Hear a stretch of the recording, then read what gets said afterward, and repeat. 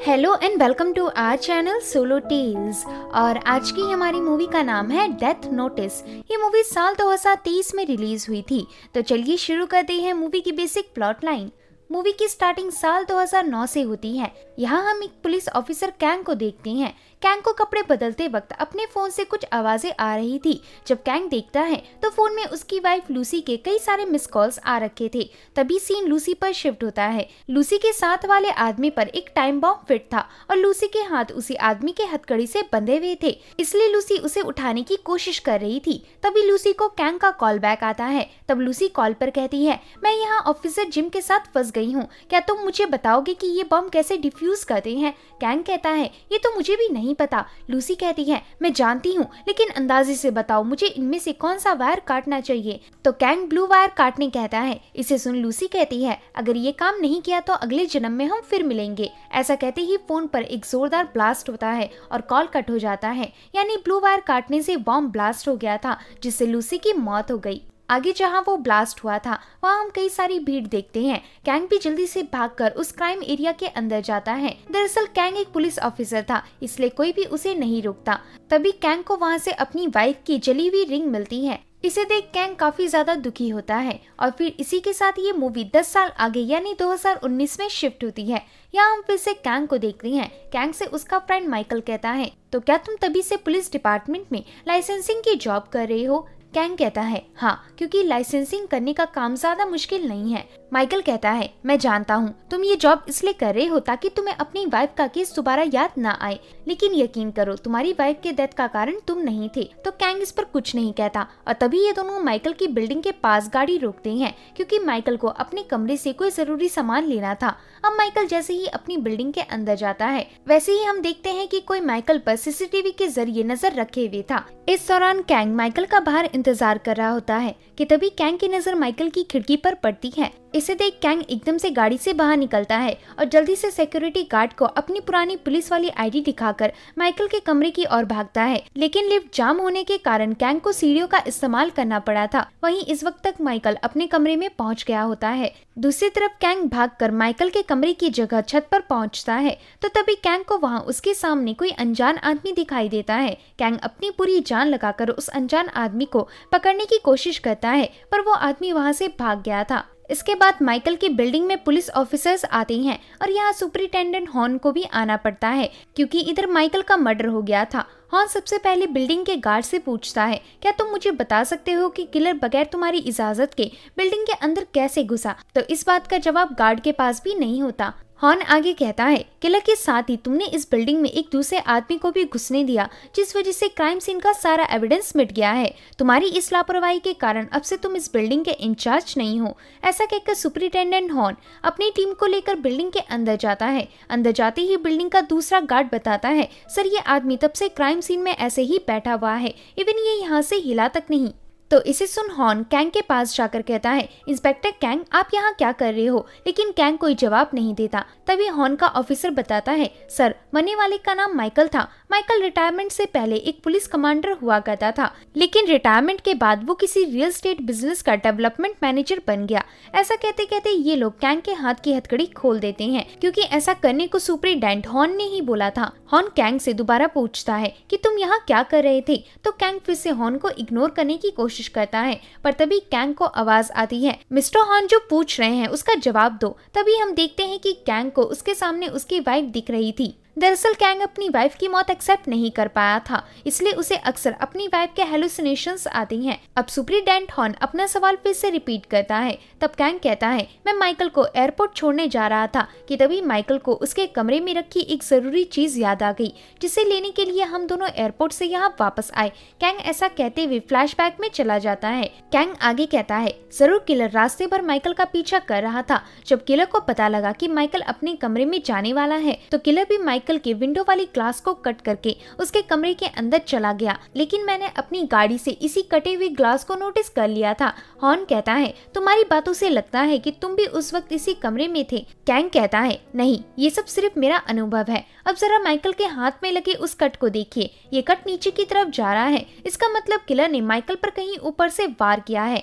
जरूर किलर दरवाजे के ऊपर छिपा हुआ होगा और जैसे ही माइकल कमरे में दाखिल हुआ वैसे ही किलर ने माइकल को मार डाला। लेकिन अजीब बात यह है कि माइकल की छाती में लगी चोट पर ब्लड का कोई निशान नहीं है, क्योंकि माइकल ने नीचे एक बॉडी आर्मर पहन रखा है। इससे पता लगता है कि माइकल ये अच्छी तरह से जानता था कि उसकी जान खतरे में है, मगर फिर भी किलर ने माइकल की गर्दन में वार करके उसे मार डाला। इसे सुन ऑफिसर जेन कहती है, वो सब तो ठीक है, लेकिन आप माइकल को बचाने की जगह किलर को पकड़ने सीधा छत में क्यों गए? कैंग कहता है, समझने की बात है, जनरली माइकल को मेरी गाड़ी से अपने स्टूडियो तक पहुंचने में 1.5 मिनट का समय लगता है, और जब तक मैंने माइकल की खिड़की में गड़बड़ी नोटिस की तब तक ऑलरेडी 1 मिनट बीत चुके थे। और आम सी बात है, कोई भी किलर किसी आदमी के घर खाली हाथ तो नहीं जाएगा, उसके पास जरूर कोई गन या चाकू वगैरह होंगे। अगर किलर गन के साथ आया होता तो माइकल के लिए उसे रोकना नामुमकिन हो जाता, लेकिन अगर किलर के पास चाकू होती तो पॉसिबिलिटी है कि माइकल चाकू वाले किलर से हाथापाई करके किसी तरह उसे 30 सेकंड तक रोक ले। इसका मतलब उस वक्त मेरे पास माइकल तक पहुंचने के लिए सिर्फ 1 मिनट का समय था, जिसमें से 20 सेकंड मुझे सीढ़ियां चढ़कर लिफ्ट तक पहुंचने में लग गए, लेकिन सारे लिफ्ट्स इंगेज थे, इसलिए मजबूरन मुझे सीढ़ियों से जाना पड़ा, जिससे मेरे बचे हुए 40 सेकंड भी चले गए। और मैं समझ गया कि किलर अब तक माइकल को मार चुका होगा, लेकिन इस पूरी बिल्डिंग में सिर्फ एक ही सीढ़ी है। अगर मुझे किलर सीढ़ियों से गुजरते नहीं दिखा, इसका मतलब किलर यहाँ रस्सी से चढ़कर आया था, जिसे उसने छत में फंसाई होगी। इसलिए मैं सीधे छत की तरफ गया और किलर भी वहीं पर था, पर मैं किलर को पकड़ने में नाकामयाब रहा। खैर, आज रात माइकल मुझसे अचानक 10 साल पुराने केस के बारे में बात कर रहा था और आज ही माइकल का मर्डर हो गया है। ये सब कोई इत्तेफाक नहीं हो सकता। तो यहाँ सुपरिटेंडेंट हॉर्न को कैंग की बातों पर बिल्कुल यकीन नहीं होता, उल्टा हॉर्न कैंग पर ही शक करने लगता है। तभी उतने में ही जेन माइकल का वॉलेट चेक करती है और यहाँ वॉलेट में से जेन को एक नोटिस मिलता है। इस नोटिस को जेन हॉर्न को देती है। तब उस नोटिस में माइकल के मरने का समय और डेट लिखे हुए थे। इसे देख कैंग हैरान होता है, क्योंकि कुछ ऐसा ही मर्डर कैंग की वाइफ का भी हुआ था, जिस बारे में हमें आगे पता लगेगा। अगले दिन सुपरिटेंडेंट हॉर्न ये केस मीडिया में बता रहा होता है कि तभी हॉर्न के आसपास वाले मॉनिटर्स में ग्लिच होता है और उन सभी मॉनिटर्स में से एक कंप्यूटर जनरेटेड आवाज आती है। उसमें एक आदमी कहता है, मेरा नाम डार्कर है और अब से मैं ही सबको न्याय दिलवाऊंगा, क्योंकि इस काम में पुलिस और जुडिशरी दोनों फेल हो चुके हैं। आज से लगभग 10 साल पहले मैंने डीसीपी लैम और ऑफिसर जिम की हत्या की थी और अब मैंने आते ही कमांडर माइकल को भी मार डाला है। माइकल रिटायरमेंट से पहले कमांडर था। कमांडर की पावर का यूज करके माइकल ने कई सारी जमीनें अपनी रियल एस्टेट कंपनी को सस्ते में दिलवाई थी, इसलिए मैंने उसे मार डाला। अब आप लोग बस मेरी अगली डेथ नोटिस का इंतजार कीजिए। ऐसा कहते ही मॉनिटर स्क्रीन फिर से नॉर्मल और सारे मीडिया वाले काफी एक्साइटेड हो जाते हैं। एक रिपोर्टर कहता है, डार्कर ने अपने गुनाह पब्लिकली अनाउंस कर दिए हैं, अब आप लोग क्या करोगे? दूसरी रिपोर्टर कहती है, डार्कर शायद हमें न्याय देने आया है, जो कि एक अच्छी बात है। लेकिन हॉर्न कहता है, जैसे जैसे टेक्नोलॉजी बढ़ती जा रही है वैसे वैसे डार्कर जैसे मेंटली बीमार लोग निकलकर सामने आ रहे हैं। ये सभी आप लोगों की सिंपैथी और सपोर्ट गेन करके खुले आम मर्डर करते हैं, लेकिन किसी की हत्या करना एक बेहद संगीन जुर्म है। इससे पहले कि ये साइको किलर और मर्डर्स को अंजाम दे, उससे पहले ही हम उसे पकड़ लेंगे। इतना कहकर हॉर्न वहाँ से चला जाता है। दूसरी तरफ हम कमिश्नर पार्क को देखते हैं, जिसे अचानक से कैंग का कॉल आता है। कैंग कमिश्नर पार्क से कहता है, क्या आप मुझे डार्कर केस की स्पेशल इन्वेस्टिगेशन यूनिट में शामिल कर सकते हैं? पार्क कहता है, अब ऐसा नहीं हो सकता, तुम्हें इन्वेस्टिगेशन टीम छोड़े पूरे 10 साल बीत चुके हैं। कैंग कहता है, पर मुझे बस एक आखिरी चांस दीजिए, मैं आपको निराश नहीं करूंगा। तो यहाँ कमिश्नर पार्क जानता था कि कैंग उनका एक इंटेलिजेंट ऑफिसर है, इसलिए पार्क कैंग की बात मानकर उसे हेडक्वार्टर आने कहता है। कॉल रखते ही कैंग को फिर से उसकी वाइफ दिखती है, जो कह रही थी, इस बार हम किसी तरह उस डार्कर को पकड़ लेंगे। तब कैंग इस पर हाँ करता है। यहाँ हम देखते हैं कि कैंग पिछले 10 सालों से डार्कर केस के बारे में ही इंफॉर्मेशन जुटा रहा था। इवन कैंग ने अपने कैलेंडर में से वो डेट आज तक नहीं फाड़ी थी जिस डेट में उसकी वाइफ का मर्डर हुआ था। आगे कैंग स्पेशल इन्वेस्टिगेशन टीम की ऑफिस में जाकर उन्हें ज्वाइन करता है। इधर एक IT स्टूडेंट जैक खुद से कैंग को इंट्रोड्यूस कराता है। दरअसल जैक इस टीम का इकलौता हैकर है। तभी वहाँ ऑफिस में कमिश्नर पार्क और सुपरिटेंडेंट हॉर्न आ जाते हैं। हॉर्न अपनी टीम में कैंग को देखकर कमिश्नर से कहता है, सर ये आदमी लाइसेंसिंग डिपार्टमेंट में था, ये हमारे साथ कैसे काम कर सकता है। पार्क कहता है, मैंने अपनी जिंदगी में सिर्फ 3 ही होनहार ऑफिसर्स देखे हैं। उनमें से पहला जिम था जो बॉम्ब ब्लास्ट में मारा गया, दूसरा कैंग है जो तुम्हारे बगल में खड़ा है और तीसरे तुम हो। वैसे भी कैंग इस केस का आई विटनेस भी है, यानी हमें हर हालत में कैंग की इस केस में जरूरत है। ऐसा कहकर पार्क चला जाता है। अब हॉर्न इन्वेस्टिगेशन शुरू करते हुए बताता है, माइकल की हत्या के बाद किसी डार्कर ने हमें बताया कि उसी ने माइकल का मर्डर किया है। इवन डार्कर ने हमें ये भी कहा कि 10 साल पहले हुए ऑफिसर जिम और DCP लैम के अनसॉल्व मर्डर के पीछे भी वही शामिल था। खैर, इन तीनों के केस में एक बात कॉमन थी कि इन तीनों के ही मरने से पहले इन्हें इस तरह के ये नोटिस रिसीव हुए थे। इस नोटिस के बैकग्राउंड में आप थैमिस की हल्की सी छवि देख सकते हैं। एक्चुअली ग्रीक माइथोलॉजी में थैमिस एक देवी थी जो जजमेंट को रिप्रेजेंट करती है। वेल किम, अब तुम हमें 10 साल पुराने उन 2 केसेस की डिटेल्स बताओ। तो किम फ्लैशबैक के जरिए बताता है कि शाम के वक्त DCP लैम कहीं जाने के लिए अपनी कार में बैठे थे कि तभी उनकी कार वहीं ब्लास्ट हो गई। लेकिन मरने से 1 या 2 दिन पहले मिस्टर लैम को अपने डॉक्यूमेंट के अंदर यही डेथ नोटिस मिला था जिसमें उनके मरने का डेट और टाइम फिक्स लिखा हुआ था। वहीं दूसरे केस में इसी डार्कर ने एक बॉम्ब ब्लास्ट के जरिए 2 और लोगों की हत्या की थी। उनमें से एक ऑफिसर जिम और दूसरी ऑफिसर कैंग की वाइफ लूसी थे। इसे सुन सभी कैंग की तरफ देखती हैं। तब हॉर्न कैंग से कहता है, आप उन दोनों विक्टिम से काफी क्लोज थे, प्लीज हमें उनके बारे में कुछ बताइए। तब कैंग बताता है कि मैं और ऑफिसर जिम बचपन से एक दूसरे के कॉम्पिटिटर होने के साथ साथ काफी अच्छे दोस्त भी थे। इवन हम दोनों की इंटेलिजेंस भी एक दूसरे की जितनी थी। ग्रेजुएशन के बाद जिम ने कई सारे क्रिमिनल्स को लगातार पकड़ा, जिस कारण उसे बहुत जल्द प्रमोट करके क्रिमिनल इन्वेस्टिगेशन ब्यूरो का इंचार्ज बना दिया गया। वहीं मुझे लूसी से स्कूल के दिनों से ही मोहब्बत थी और इस बारे में तब तक सिर्फ मेरा दोस्त जिम ही जानता था। इसलिए जिम के कहने पर मैंने लूसी को उसके बर्थडे में एक रिंग गिफ्ट करके शादी के लिए प्रपोज किया और इस पर लूसी मान गई। तभी हॉर्न कहता है, कैंग, क्या तुम हमें ये सब छोड़कर सिर्फ ये बताओगे कि घटना वाले दिन तुम्हारे साथ क्या हुआ था? तो कैंग आगे बताता है, उस दिन मैंने लूसी को कॉल बैक किया, लेकिन लूसी मेरे सामने ही ब्लास्ट हो गई। इसलिए मैं जल्दी से भागकर क्राइम सीन में गया। वहाँ मुझे पता लगा कि इस पूरे ब्लास्ट को एक होमलेस आदमी ने होते हुए अपनी आंखों से देखा था, लेकिन ब्लास्ट के कारण उस आदमी की भी हालत काफी सीरियस हो चुकी थी। वहीं लूसी और जिम पूरी तरह खत्म हो गए थे। ऐसा बताकर कैंग चुप हो जाता है। तब हॉर्न कहता है, अब मैं तुम सब में काम बांट रहा हूँ। टीम ए माइकल की फैमिली और फ्रेंड्स के बारे में पता लगाएगी और टीम बी माइकल के काम के बारे में, जैसे माइकल ने अपनी किसी क्लाइंट को कितने पैसे दिए या फिर लिए थे, ये सब। ऐसा कहकर हॉर्न उठने लगता है। तभी जैक कहता है, डार्कर के नाम से सोशल मीडिया में एक पोस्ट आई है। इसमें डार्कर वोटिंग करवा रहा है कि कौन सा आदमी मरने की ज्यादा हकदार है और इस वोटिंग में डार्कर ने बड़े बड़े पॉलिटिशियन और उनके अपोजिशन के नाम डाले हुए हैं। हॉर्न कहता है, इस पोस्ट को ट्रैक करो। तो जैक ऐसा ही कहता है, लेकिन इस पोस्ट का IP एड्रेस बहुत अच्छे से इनक्रिप्टेड था, मतलब इसे ट्रैक नहीं किया जा सकता। जैक बताता है, यह आदमी जो कोई भी है, इसकी हैकिंग स्किल्स बहुत कमाल की है। इवन इसने मिस्टर कैंग के बिल्डिंग की लिफ्ट भी हैक करी हुई थी, जिस वजह से लिफ्ट खाली होते हुए भी इंगेज दिखा रहा था। तो इसे सुन कैंग हैरान होता है। अगले सीन में जैक कैंग को माइकल के GPS से ट्रैक किया हुआ पूरा लोकेशन दिखाता है। माइकल ज्यादातर आखिरी महीने में अपने शहर से नॉर्थ ईस्ट एरिया में जाया करता था।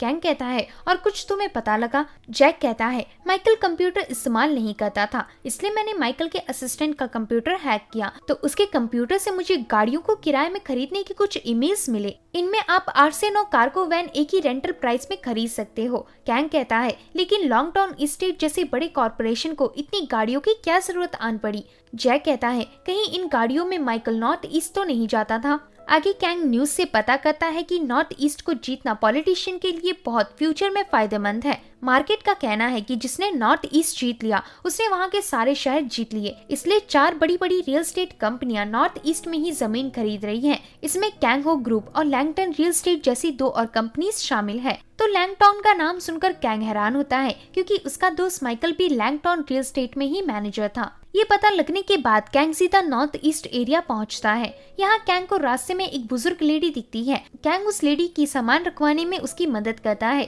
तब वो लेडी बताती है, ये सामने ही मेरा घर हुआ करता था, लेकिन मेरी जमीन हड़पने के लिए उन बुरे लोगों ने मेरे घर में आग लगा दी, जबकि मैं इस घर में कई सालों से रह रही थी। ऐसा कहते हुए उस लेडी की नजर सामने वाले पोस्टर पर जाती है और वो लेडी बताती है वो इसी के गुंडे थे जिसने मुझे मेरा घर खाली करवाया। दरअसल पोस्टर में कैंग हो ग्रुप के मालिक जैकी की तस्वीर थी। इस आदमी की कंपनी उन 4 बड़ी रियल एस्टेट कंपनी में से एक है जो नॉर्थ ईस्ट एरिया में ज्यादा से ज्यादा जमीन खरीद रही है। इसके बाद कैंग और ऑफिसर जेन एक साथ उस रियल एस्टेट चेयरमैन जैकी से मिलने उसके ऑफिस जाती हैं। कैंग जैकी से कहता है, आप 10 साल मरे विक्टिम डीसीपी लाम से अच्छी तरह परिचित थे। इवन उनके डेथ नोटिस में लिखा था कि उन्होंने किसी इलीगल बात पर मिस्टर जैकी यानी आपसे बहस की थी। जैकी कहता है, इसमें मेरा क्या कसूर, कई सारे लोग मुझसे लड़ाई झगड़ा करते रहते हैं, ये सब मुझे डिफेम करने की कोशिश है क्योंकि नॉर्थ ईस्ट में सबसे ज्यादा जमीन खरीदने वाला आदमी मैं हूँ। कैंग कहता है, डार्कर नाम के एक किलर ने हाल ही में ऑनलाइन एक पोस्ट सेंड किया था, उस पोस्ट में आपका भी नाम था। मैं आपको बता दूं कि डार्कर ने जिन लोगों के भी नाम आज तक डेथ लेटर में लिखा है वे सब मारे गए हैं। जैकी कहता है, ओह तो ऐसी बात है। ऐसा कहकर जैकी अपने ड्रॉर से निकालकर कैंग को एक 10 साल पुराना डेथ नोटिस दिखाता है जिसमें जैकी का नाम लिखा हुआ था। जैकी कहता है, ये लेटर मुझे 10 साल पहले मिला था और देखो मैं आज तक जिंदा हूँ, मुझे कुछ नहीं हुआ। तो इसे देख कैंग के होश उड़ जाती हैं और कैंग वहाँ से चला जाता है। आगे कैंग जेन को लेकर एक छोटे से घर के अंदर जाता है और तभी उस घर में से लंगड़ाते हुए एक आदमी बाहर निकलता है। इस आदमी का चेहरा जला हुआ था। दरअसल यही वो होमलेस इंसान है जिसे जलने के बाद हॉस्पिटलाइज करवाया था। फिलहाल इसकी हालत ठीक हो गई है, लेकिन बोलने के लिए इसे अपनी गर्दन में एक मशीन लगाने की जरूरत पड़ती है। अब वो आदमी फ्लैशबैक के जरिए बताता है कि मैं उस दिन उसी वेयर हाउस के पास खड़ा था, तभी मैंने वहाँ अंदर एक अनजान आदमी को जाते देखा। फिर उस अनजान आदमी का पीछा करते हुए कोई ऑफिसर भी उस वेयर हाउस के अंदर गया और उन दोनों के बाद एक लेडी भी उस वेयर हाउस में दाखिल हुई। उन दोनों के जाते ही सबसे पहला वाला आदमी वहाँ से बाहर आया और भाग गया। इसे देख मुझे क्यूरियोसिटी हुई और मैं भी भागता हुआ वेयर हाउस के पास पहुंचा। तब मैंने इधर उसी लेडी को उस पुलिस वाले के साथ देखा। यहाँ मेरी नजर जैसे ही पुलिस ऑफिसर में लगे टाइम बॉम्ब पर पड़ी, वैसे ही वो बॉम्ब फट गया, जिस वजह से उस ब्लास्ट का मैं भी शिकार हो गया। अब मैं जितना जानता था मैंने तुम दोनों को बता दिया है। फिलहाल मेरे नैप का वक्त हो चुका है, इसलिए यहाँ से निकल जाओ। आगे कैंग अपने घर पहुंचकर अब तक जमा की सारी बातें अपने दिमाग में रिपीट करने लगता है। तभी कैंग को अपनी वाइफ लूसी दिखती है। लूसी कहती है, अभी मुझे 3 बातें समझ नहीं आई। पहली कि डार्कर ने वापस आने के लिए 10 साल का इंतजार क्यों किया। दूसरी, डेथ नोटिस मिलने के बाद भी जैकी की मौत क्यों नहीं हुई। और तीसरी, जिम के साथ डार्कर ने मुझे क्यों मारा, जबकि डार्कर ने दोष लोगों को कभी नहीं मारता। कैंग कहता है, हाँ, और मेरे हिसाब से जिम का गुनाह इतना भी बड़ा नहीं था कि उसे डायरेक्टली मार ही दिया जाए। तभी हमें लूसी के पर्सपेक्टिव से एक फ्लैशबैक दिखाते हैं। दरअसल लूसी और ऑफिसर जिम की वाइफ रैन बहुत अच्छे दोस्त थे। रैन ने एक बार लूसी को बताया कि मैं बहुत जल्द जिम से तलाक लेने वाली हूँ। लूसी कहती है, पर तुम दोनों ने जिंदगी भर साथ रहने का वादा किया था। रैन कहती है, लेकिन जिम चाहता है कि हम दोनों अलग हो जाएं, क्योंकि जिम के कई सारे दुश्मन हैं और अगर उन दुश्मनों को मेरे बारे में पता लगा तो वह लोग मुझे मारने की कोशिश करेंगे। लूसी कहती है, ऐसा कभी नहीं होता, शायद जिम तुम्हें डरा कर बस तुम्हारे साथ खेल रहा है, वो तुमसे अलग होना चाहता है। तो रैन ने कुछ नहीं कहा और कोइंसिडेंटली उसी रात समंदर से पुलिस वालों को एक लाश मिली। जब उस लाश को निकाला गया तो वो रैन की ही लाश थी और रैन का फोन चेक करने पर पता लगा कि रैन ने आखिरी बार अपने हस्बैंड जिम से तलाक के बारे में बात की थी। इसके बाद लूसी ने इस केस पर एक आर्टिकल लिखा। उसमें लूसी ने अपने और रैन के बीच हुई सारी बातें लिखी थी और बताया था कि जिम रैन का आखिरी मौके पर साथ छोड़ना चाहता था। इसी से तंग आकर रैन ने सुसाइड किया है। ऐसा लिखकर लूसी ने ये आर्टिकल पोस्ट कर दिया, पर ये आर्टिकल सभी ऑफिसर्स के बीच बहुत पॉपुलर हो गया। इवन इस आर्टिकल की वजह से सभी ने जिम से बात करना तक बंद कर दिया था। कैंग कहता है, शायद उसी दिन मैंने जिम को डीसीपी लैम से बहस करते देखा था। तुम्हारे सिर्फ उस एक आर्टिकल का जिम के लाइफ पर इतना गहरा असर हुआ कि वो शराब के नशे में धुत होकर मेरे कमरे में आया और मुझसे कहा, तुमने मेरी इमेज खराब करने के लिए अपनी वाइफ का सहारा लिया है, असल में तुम हमेशा से ही मेरी जगह लेना चाहते थे। ऐसा कहते कहते जिम ने मुझ पर वॉमिटिंग कर दी और अब मैं जिम को शांत कराकर अपनी ड्रेस चेंज करने चला गया। फिर इसके बाद अगले दिन ही जिम तुम्हारे साथ वेयर हाउस वाले धमाके में मारा गया। तभी कैंग फाइल में देखता है तो उसमें जिम की मृत्यु का समय 4 बजे का लिखा हुआ था। इसे देख कैंग के एक्सप्रेशन एकदम से चेंज होते हैं। अगले दिन हम जैक को देखते हैं जिसने डार्कर के इनक्रिप्टेड प्रोग्राम का आईपी एड्रेस पता कर लिया था। जैक बताता है कि इस एड्रेस से पोस्ट डालने के लिए डार्कर बर्नर सिम कार्ड का इस्तेमाल करता था। इस तरह के सिम्स का कोई रजिस्ट्रेशन रिकॉर्ड नहीं रहता, लेकिन बेचने वाले फिर भी इस सिम को लेने वाले का रिकॉर्ड अपने पास रखते हैं और सीसीटीवी से मुझे पता लगा कि जिस दिन डार्कर ने पोस्ट डाला था सेम उसी दिन जून नाम का ये आदमी उस शॉप से वो बर्नर सिम कार्ड खरीदकर अपने शॉप के अंदर जाता कैप्चर हुआ था। तो इसके बाद पुलिस जून के शॉप का पता लगाकर गन वगैरह लेकर उसके अंदर जाती है, लेकिन यहाँ जून उन्हें सोया हुआ दिखता है। जब ये लोग जून के ऊपर लगा कपड़ा हटाते हैं तो दिखता है कि जून की बॉडी पर एक टाइम बॉम्ब लगा हुआ था। तभी जून अचानक से होश में आकर जोर जोर से चिल्लाने लगता है। वहीं कैंग इस बॉम्ब के पास बढ़कर इसके अंदर की वायरिंग हटा देता है जिससे एक छोटा सा एक्सप्लोजन होता है, लेकिन इसमें किसी की जान नहीं जाती। हॉर्न कैंग को डांटते हुए कहता है, यू फूल, हम सभी मर सकते थे। कैंग कहता है, मैंने इस तरह के बॉम्ब के बारे में पढ़ा है, ये कभी ब्लास्ट नहीं होते। तभी जून के भी पास से इन्हें एक डेथ नोटिस मिलती है। इसमें लिखा हुआ था कि मरने वाली अगली लड़की लियांग है और उसे 2 दिन बाद मार डाला जाएगा। अगले सीन में जून पुलिस ऑफिसर्स को बताता है कि 3 दिन पहले जब मैंने अपनी शॉप ओपन की थी मैंने वहाँ एक पॉकेट नोटिस किया। उसमें एक लेटर के साथ 10,000 येन थे और लेटर में बस इतना लिखा था कि मुझे कहीं से एक बर्नर सिम कार्ड लाकर कोई पोस्ट अपलोड करनी पड़ेगी जिसके बदले में वो मुझे और भी 10,000 येन देगा।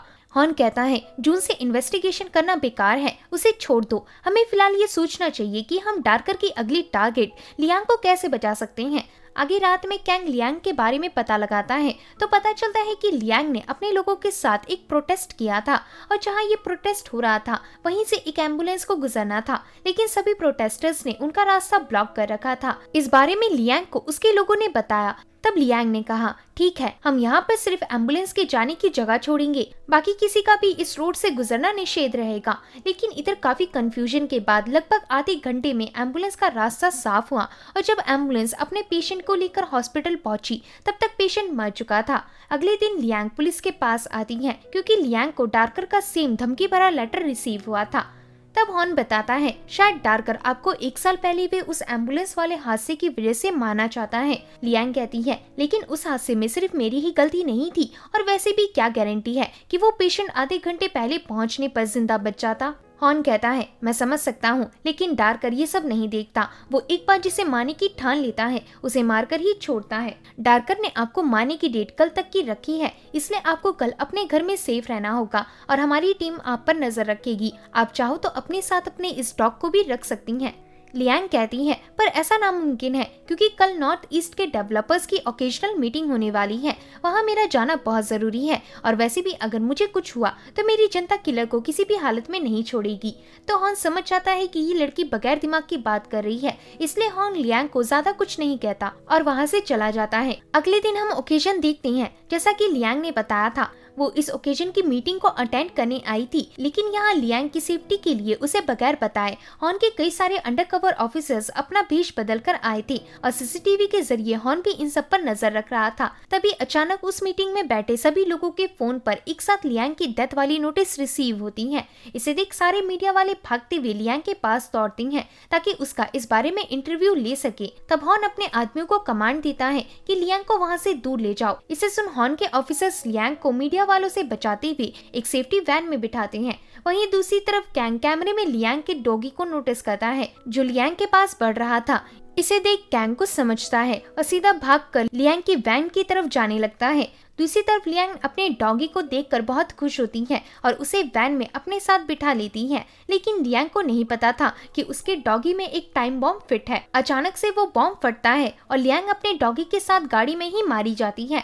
इसे देख कैंग जल्दी से जेन को कॉल लगाता है। दरअसल कैंग ने जेन को उस होमलेस विटनेस यानी कि हान पर नजर रखने बोला था, लेकिन जेन बताती है कि हान तब से अपने घर में ही है। इसे सुन कैंग फिर से कंफ्यूजन में पड़ जाता है कि आखिर किलर कौन होगा। आगे पुलिस वाले उस इवेंट में आए फोटोग्राफर से पूछताछ करती हैं कि उन्होंने लियांग को क्यों घेर लिया था। तो इधर सभी फोटोग्राफर्स यही बताते हैं कि ऐसा करने के लिए किसी ने उन्हें पैसे दिए थे, मतलब उस इवेंट में हुआ सब कुछ डार्कर का ही प्लान का हिस्सा था। आगे कमिश्नर चीफ गुस्से में हॉर्न के ऑफिस में आता है और इन्वेस्टिगेशन टीम से कहता है, तुम लोग आखिर कर क्या रहे हो? हमारे सेक्रेटरी को एक खास मीटिंग के लिए जिनेवा जाना है, लेकिन अब उनमें घर से बाहर निकलने की भी हिम्मत नहीं हो रही। मैं चाहता हूँ कि तुम लोग ये सब जल्दी से जल्दी खत्म करो। हॉर्न कहता है, हम अपनी पूरी कोशिश करेंगे। तो चीफ वहाँ से चला जाता है। तभी जैक स्क्रीन में देखकर कहता है, डार्कर ने फिर एक पोस्ट और वीडियो शेयर किया है। इसमें लिखा है कि डार्कर का अगला टारगेट कोई क्वांग नाम का आदमी होगा। तभी स्क्रीन में डार्कर की भेजी वीडियो फुटेज शुरू हो जाती है। इसमें डार्कर ने क्वांग को बंदी बना रखा होता है। डार्कर क्वांग को टॉर्चर करके बताता है, तुमने 10 साल पहले एक बहुत अमीर आदमी की बेटी किडनैप की थी और पैसे मिलने के बाद भी तुमने उस आदमी की बच्ची को मार डाला, इसलिए पुलिस तुम्हें चारों ओर ढूंढने लगी और एक बार तुम्हें 2 पुलिस ऑफिसर ने पकड़ भी लिया था। आखिर उस दिन क्या हुआ था, मुझे सब कुछ बताओ। ऐसा कहते ही वीडियो में ग्लिच आ जाता है और वीडियो वहीं रुक जाती है। इसे देख सुपरिटेंडेंट हॉर्न अपना फ्लैशबैक याद करता है और तभी हम हॉर्न को कोर्ट में देखती हैं। यहाँ हॉर्न से उसका लॉयर कल रात क्या हुआ था इस बारे में पूछ रहा था। तब हॉर्न फ्लैशबैक के जरिए बताता है, कल रात मुझे और मेरे पार्टनर टिम को पता चला कि वो वांटेड मुजरिम क्वांग इस एरिया में देखा गया था, इसलिए हम दोनों वहाँ नजर रख रहे थे। तभी लकीली हमें क्वांग और उसका पार्टनर सामने से जाते दिखे। हालांकि हमने उन दोनों को पकड़ने की कोशिश की, पर क्वांग का पार्टनर वहां से भाग गया, लेकिन मैंने किसी तरह क्वांग को पकड़ लिया। यहाँ मेरे और क्वांग के बीच हाथापाई हुई। इस दौरान वहां टिम पहुंचकर क्वांग पर गोली चलाने लगा, जिसे देख क्वांग ने मेरी गन उठाई और टिम को शूट करके पानी में कूदकर वहां से भाग गया।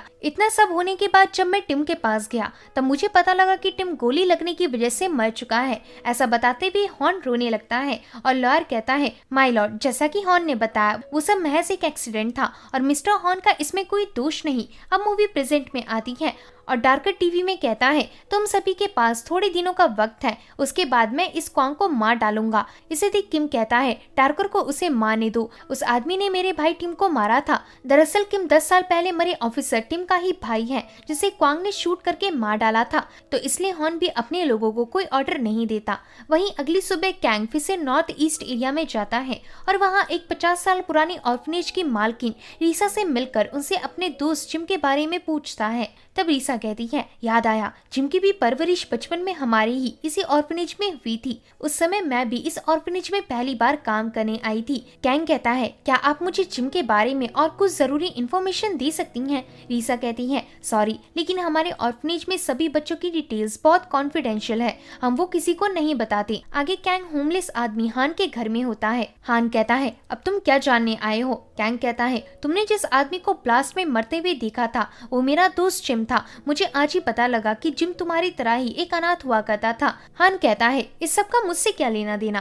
कैंग आगे कहता है, रिपोर्ट के मुताबिक ब्लास्ट का टाइम 4:02 का था, लेकिन जहाँ तक मुझे याद है मेरे फोन में उस वक्त 4 बज रहे थे, यानी किसी ने मेरे फोन का टाइम पीछे किया था।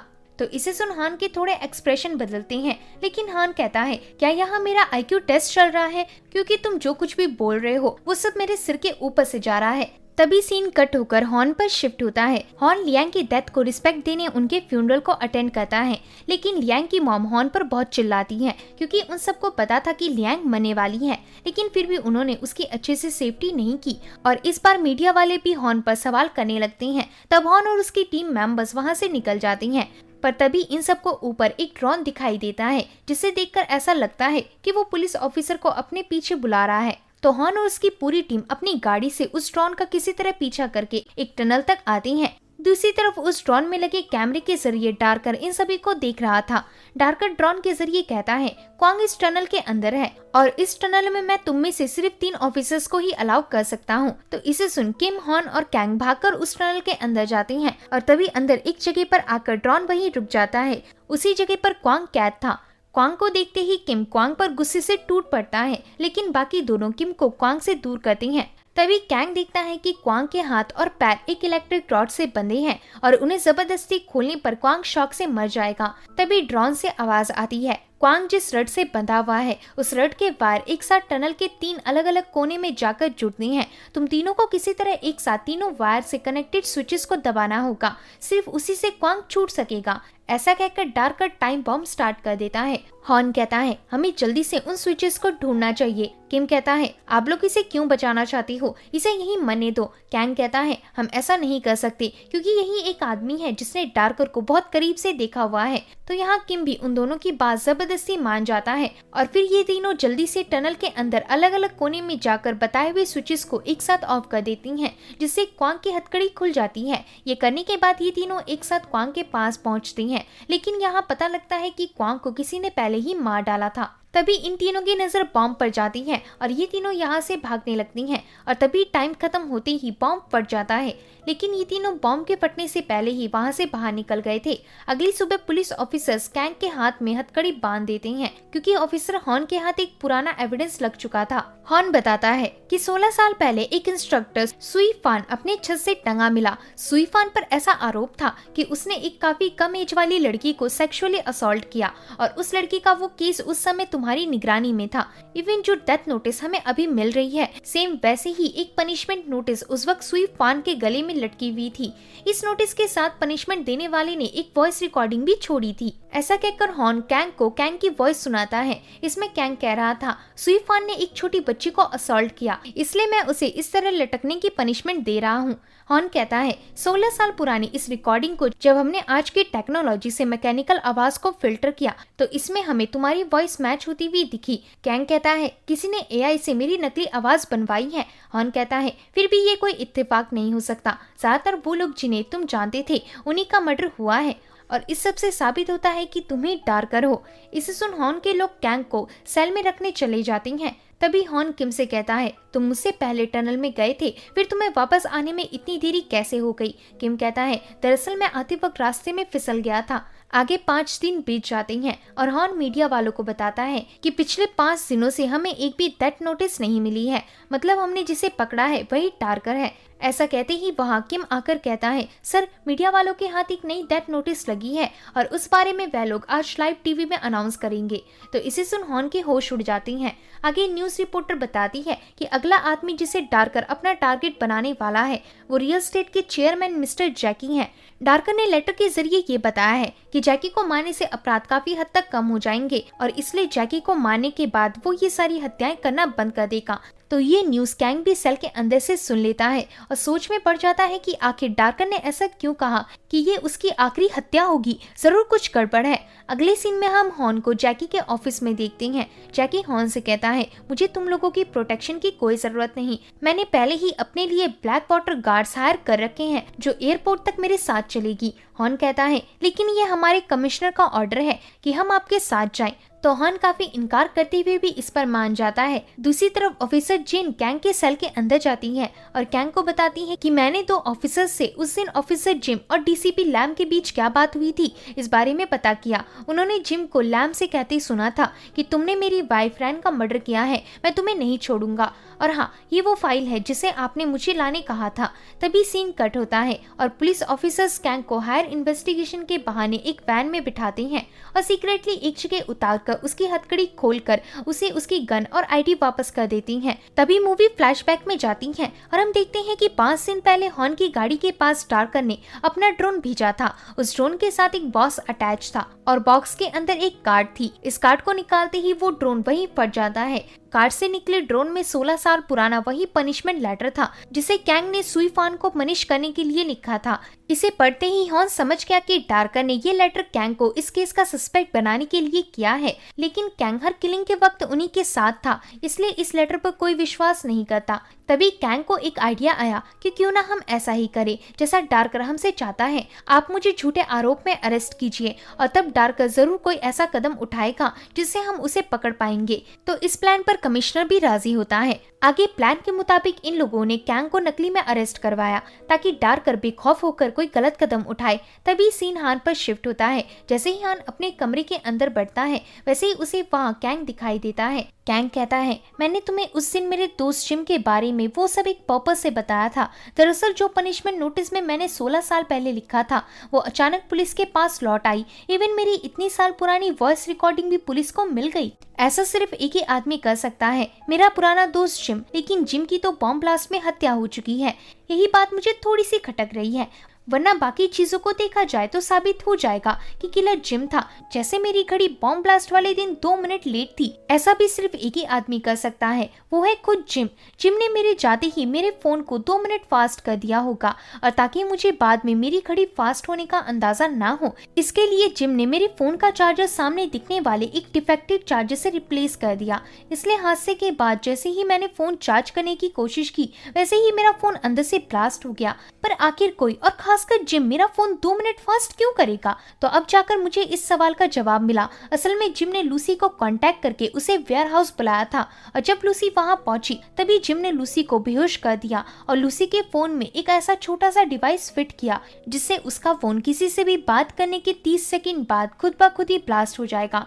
फिर जिम ने लूसी के साथ बेहोश होने का नाटक किया, और फिर जैसे ही लूसी होश में आई वैसे ही उसने अपना वहीं रखा फोन उठाकर मुझसे कॉल पर मदद मांगी। इस दौरान जिम अपनी हथकड़ी खोलने में बिजी था और फोन के ब्लास्ट होने का इंतजार कर रहा था। फिर जैसे ही फोन ब्लास्ट हुआ और मेरा कॉल कट हो गया, वैसे ही जिम फिर से उठा और दोबारा से लूसी को बेहोश कर दिया। इसके बाद जिम अपनी जगह उस आदमी को खींच कर लाया जिसे उसे मारना था। ये सब करने में जिम को 2 मिनट लगने थे, इसलिए जिम ने मेरी घड़ी 2 मिनट पीछे की हुई थी। और अगर मैं गलत नहीं हूँ तो असल में तुम ही जिम हो। तुम्हारा प्लान काफी अच्छा था, लेकिन तुमने एक गलती कर दी। दरअसल लूसी तुम्हारे समय से जल्दी ही होश में आ गई, और इतनी देर में तुम बाहर जा रहे थे कि उतने में ही लूसी ने जानबूझकर बॉम्ब ब्लास्ट कर दिया, जिससे तुम भी घायल हो गए, और अब तुम्हारा चेहरा कोई पहचान नहीं सकता।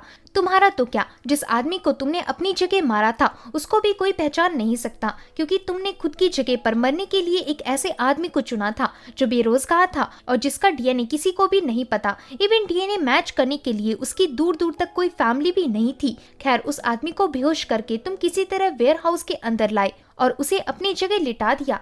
वैसे तुम्हें पता है, जिम अपने खाने में लेमन टी अक्सर पिया करता था, और वही सब खाते हुए मैंने कई बार तुम्हें भी देखा है। यही मुझे तुम्हारी जिम होने का शक हुआ, और मैंने तुम्हारे लेमन टी के पॉकेट से मिले डीएनए को रिसर्च लैब में भेज दिया। इस दौरान मैं तुम्हारे ऑर्फनेज के मालकिन से भी मिला। उन्होंने मुझे बताया कि हम ऑर्फनेज की डिटेल्स बगैर कोर्ट के परमिशन के नहीं देते, तो मैंने उन्हें उसी वक्त कोर्ट से परमिशन लाकर दिखाई। तब उनसे मुझे तुम्हारी एक दूर की कजन क्लाउडिया चैन के बारे में पता चला। फिर हमारी टीम ने क्लाउडिया का डीएनए लेकर तुम्हारे डीएनए से मैच किया, तो तुम्हारा डीएनए उससे मैच हो गया, यानी असल में तुम ही क्लाउडिया के कजन जिम हो। तो इसे सुन हान लंगड़ाते हुए खड़ा होता है और कहता है, अगर तुम्हें ये सब पता लगाने में और देरी होती तो मैं बहुत डिसअपॉइंट होता। ऐसा कहते कहते हान अपनी स्टिक फेंक देता है, यानी हान ही असल में डार्कर जिम है। कैंग कहता है, तुमने डीसीपी लैम को क्यों मारा? हान कहता है, मेरी वाइफ रैन डीसीपी लैम की स्टूडेंट थी, और रैन को पता था कि डीसीपी का उस गैंगस्टर जैकी से किसी इलीगल बात को लेकर झगड़ा चल रहा है। इसलिए मेरे मना करने पर भी रैन उस रात उनसे मिलकर उनके इस झगड़े को शांत कराने गई, और उसी रात रैन की लाश पानी में तैरती हुई मिली। इससे मुझे पता लग गया कि डीसीपी लैम या फिर जैकी में से कोई मेरी वाइफ का हत्यारा है, इसलिए मैं दोनों को ही मारना चाहता था। कैंग कहता है, और क्योंकि तुम पकड़े ना जाओ इसलिए तुमने अपने डेथ का झूठा नाटक किया और मेरी वाइफ और मेरा इस्तेमाल करके झूठी अलीबी बनाई, पर इस बीच तुम खुद घायल हो गए, इसलिए तुमने बीच में 10 साल तक किसी का मर्डर नहीं किया। सच बताओ, तुमने मेरी वाइफ को इसलिए मारा था ना क्योंकि उसने तुम्हारे खिलाफ आर्टिकल लिखा था? हान कहता है, हाँ, उस आर्टिकल ने मेरी पूरी जिंदगी बर्बाद कर डाली थी। खैर, अब तुम मुझे अरेस्ट कर लो। कैंग कहता है, मुझे शक हो रहा है, तुम इतनी जल्दी अपने गुनाह नहीं मान सकते। अभी तो तुम्हें तुम्हारे असली दुश्मन जैकी से भी बदला लेना है। और एक और बात मुझे खटक रही है, जैसे तुमने पूरे 10 साल तक किसी का मर्डर नहीं किया, जबकि तुम्हारी हालत सिर्फ 1 साल के अंदर ही चलने फिरने की हो गई थी। जरूर इतने लंबे वक्त तक तुम किसी को ट्रेन कर रहे थे ताकि वो तुम्हारी आइडेंटिटी ले सके। जल्दी बताओ, तुम्हारे साथ और कौन मिला हुआ है? तो हान उस आदमी का नाम बताने से मना कर देता है। इसे सुन कैंग हान को बहुत मारता है। तभी कैंग नोटिस करता है कि हान की चमड़ी के नीचे एक और दूसरी चमड़ी है, मतलब ये आदमी जिम नहीं है, बल्कि इसने जिम बनने का नाटक किया था। इसे देख कैंग जल्दी से एयरपोर्ट की तरफ बढ़ता है। यहाँ एयरपोर्ट में जैकी की सुरक्षा के लिए ब्लैक वाटर बॉडीगार्ड्स और सुपरिटेंडेंट हॉर्न के ऑफिसर्स दोनों ही तैनात थे। अब किम जल्दी से भागते हुए एयरपोर्ट की तरफ पहुंचता है, और तभी किम को देखते ही वहां से एक आदमी निकल लेता है। इसे देख जिम भी उस आदमी के पीछे भागता है, और एक काफी बड़े चेजिंग सीक्वेंस के बाद ये दोनों एक बड़ी सी फैसिलिटी में पहुंचते हैं। दूसरी तरफ सीन वापस से हॉर्न पर आता है।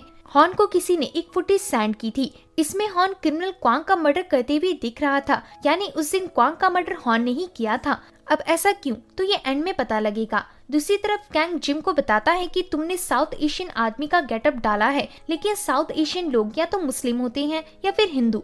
हिंदू कभी गाय की चमड़ी के जूते और मुस्लिम कभी सुअर की चमड़ी के जैकेट नहीं पहनते। यहीं से मुझे पता लग गया कि तुम ही जिम हो और भेष बदल कर आए हो। अब जिम खुद ही कैंग के सामने गन लेकर आ जाता है, लेकिन कैंग जिम को भटकाकर उससे फाइट करता है। फाइट के एंड में कैंग के हाथ गन लग जाती है और कैंग इसे जिम पर टारगेट करता है। कैंग कहता है तुम ही असली जिम हो। उस दिन गलती से बॉम्ब ब्लास्ट के दिन तुम भी जल गए थे और पुलिस वालों ने तुम्हें इस केस का विटनेस समझकर हॉस्पिटल एडमिट करा दिया। हॉस्पिटल में रहते वक्त तुम्हें तुम्हारे पुराने जले हुए चेहरे वाले दोस्त हान की याद आई। हालत में थोड़ा सुधार आने के बाद तुम हान से मिलने गए और तुमने उसे अपनी आइडेंटिटी लेने के बदले थोड़े पैसे ऑफर किए। ये सब करने के बाद तुमने अपने चेहरे की फेशियल सर्जरी करवाई ताकि तुम्हें कोई पहचान ना सके और तुम एक नई आइडेंटिटी लेकर छिप सको। वहीं हान इधर दो आइडेंटिटी लेकर जी रहा था। पहली आइडेंटिटी जले हुए विटनेस की थी, जिसके लिए हान को मेकअप लगाना पड़ता था, और दूसरी आइडेंटिटी टाउन के शॉपकीपर की थी, जिसके लिए हान अपने चेहरे का मेकअप उतार देता था। और तुम भी कभी कभी हान का मेकअप करके हान बन जाते थे, इसलिए उस दिन लेमन टी में तुम्हारा डीएनए मिला था। आज तुम्हें शक था कि मैं तुम्हारी पोल खोल दूंगा, इसलिए तुम अपनी जगह घर में हान को रख कर गए थे ताकि यहाँ अपने जानी दुश्मन जैकी से बदला ले सको। तब जिम खड़ा होकर कहता है मैंने बस वही किया जो एक वक्त तुम करना चाहते थे। मुझे तुमसे ही इंस्पायर होकर डेथ नोटिस लिखकर बुरे लोगों को खत्म करने का ख्याल आया था। और तुम्हें पता है आज ऑनलाइन डार्कर के कितने सारे फैंस हैं, उसे कितने लोग सपोर्ट करते हैं। कैंग कहता है फिर भी जो तुमने किया वो सब रॉन्ग था। तुम्हें तो ये भी कंफर्म नहीं है कि तुम्हारी वाइफ को किसने मारा था, जैकी ने या डीसीपी ने। और मेरी वाइफ लूसी ने बस वही आर्टिकल में लिखा था जो सच था, इसके लिए तुमने उसे मार डाला। इसी के साथ तुम्हारे किए सारे मर्डर्स के पीछे तुम्हारे कुछ पर्सनल गोल्स थे। तुमने लियांग का मर्डर इसलिए किया क्योंकि लियांग गाँव वालों की जमीन हड़पने से अपने प्रोटेस्ट के जरिए मदद कर रही थी। वहीं माइकल लैंगटन रियल एस्टेट को सस्ते दामों में जमीन दिलवाने में हेल्प कर रहा था। दरअसल नॉर्थ ईस्ट में 4 बड़ी रियल एस्टेट कंपनियां जमीन खरीदने वाली हैं और उन्हीं में से जैकी की कंपनी को छोड़कर जो चौथी कंपनी है तुम उसके लिए काम करते हो। बताओ जो मैं कह रहा हूँ वो ठीक है? जिम कहता है तुम मुझे अरेस्ट भी कर लो तब भी जैकी मर कर ही रहेगा, क्योंकि डार्कर ऑर्गेनाइजेशन को अकेले मैं नहीं चलाता बल्कि इसमें हमारे कई सारे हाथ शामिल है। और हाँ, मैं जानबूझकर ऐसे बूट्स और जैकेट पहनकर आया था ताकि तुम मेरे पीछे आओ। जिम के ऐसा कहते ही सीन फिर से एयरपोर्ट पर शिफ्ट होता है। यहाँ हॉर्न को एक अनजान कॉल आती है। इसमें सामने वाला आदमी कहता है अगर तुम चाहते हो कि तुम्हारा क्वांग को मारने का सीक्रेट रिवील ना हो तो जैकी को यहीं खत्म कर डालो। इसे सुन हॉर्न जैसे ही कॉल रखता है वैसे ही उसे अपने सामने ब्लैक वाटर का एक गार्ड फोन काटते हुए दिखता है। तब हॉर्न कंफर्म करने के लिए उस अनजान नंबर को फिर से कॉल लगाता है और तभी वो कॉल उसी गार्ड के जेब में रिंग करने लगती है। इसे देखते ही हॉर्न उस गार्ड को वहीं शूट कर देता है और बताता है कि ये गार्ड असल में डार्कर था। लेकिन जब उस गार्ड का मास्क हटाते हैं तो असल में वो आदमी जैकी निकलता है जिसने डार्कर से बचने के लिए गार्ड जैसे कपड़े पहने हुए थे। इसे देख हॉर्न के होश उड़ जाते हैं और आगे हॉर्न को जैकी के मर्डर में अरेस्ट कर लिया जाता है और जिम को भी अरेस्ट कर लेते हैं। और यहाँ ये केस खत्म होते ही कैंग को उसकी वाइफ लूसी दिखना बंद हो जाती है, क्योंकि अब कैंग के अंदर से उसकी वाइफ को खोने का गिल्ट कम हो गया था। अगली सुबह कैंग अपनी टीम को बताता है कि जैकी को मारने के लिए डार्कर ने ही हॉर्न को मजबूर किया था। असल में डार्कर ने बहुत पहले ही जैकी और हॉर्न का फोन ट्रैक कर रखा था। डार्कर ने हॉर्न को उसकी वीडियो भेजकर टॉर्चर किया कि अगर तुमने जैकी को नहीं मारा तो मैं सबको बता दूंगा कि क्वांग को तुमने ही मारा था। तो इस कॉल को रिसीव करने के बाद हॉर्न ने बड़ी ही चालाकी से उस कॉल वाले नंबर पर रिंग किया, लेकिन डार्कर उससे भी ज्यादा चालाक था, इसलिए डार्कर ने मिस्टर हॉर्न की कॉल जैकी को ट्रांसफर कर दी। और क्योंकि जैकी ने मास्क लगा रखा था इसलिए हॉर्न ने उसे ही डार्कर समझकर शूट कर दिया। ये देखो, इस वीडियो में हॉर्न क्वांग की हत्या करते हुए साफ साफ देखे जा सकते हैं। इस वीडियो को जरूर डार्कर ने अपने हिडन कैमरा से रिकॉर्ड किया होगा। जैकी कहता है अब भी एक बात समझ नहीं आ रही, आखिर सुपरिटेंडेंट हॉर्न ने उस मुजरिम क्वांग की हत्या क्यों की? आगे यही सवाल किम हॉर्न से जेल में जाकर पूछता है। तब हॉर्न कहता है वो सब एक एक्सीडेंट था। फ्लैशबैक में दिखाते हैं कि उस रात टिम क्वांग को शूट करने की कोशिश कर रहा था और इस शूटिंग की वजह से हॉर्न कुछ नहीं देख पाया, इसलिए हॉर्न ने गन हाथ में लगते ही डायरेक्ट अपने सामने की तरफ शूट किया, जिससे उसी वक्त ऑफिसर टिम वहीं मारा गया। इसे देख हॉर्न ने क्वांग को भी मारने की कोशिश की क्योंकि क्वांग इस सब का एविडेंस बन सकता था, लेकिन क्वांग वहां से सही समय पर भाग निकला। अब हॉर्न को डर लगने लगा कि अगर वो पकड़ा गया तो उसे डिपार्टमेंट से डिमोट कर दिया जाएगा, इसलिए हॉर्न ने एविडेंस के साथ कुछ इस तरह से छेड़छाड़ की जिससे ऐसा लगे कि ये सब कुछ भागे हुए मुजरिम क्वांग का किया धरा था। इसे सुन किम को बहुत गुस्सा आता है और तभी मूवी के एंड सीन में दिखाते हैं कि असली डार्कर हैकर जैक था। तभी स्क्रीन में लिखा आता है कि डार्कर की खोज अभी तक जारी है। इतना दिखाते ही ये मूवी इधर ही एंड हो जाती है। तो होप है कि दोस्तों आपको ये मूवी पसंद आई होगी। अगर वीडियो पसंद आता है तो वीडियो को लाइक और चैनल को सब्सक्राइब करें। मिलते हैं ऐसे ही एक और मजेदार वीडियो के साथ। तब तक के लिए आप अपना ध्यान रखें।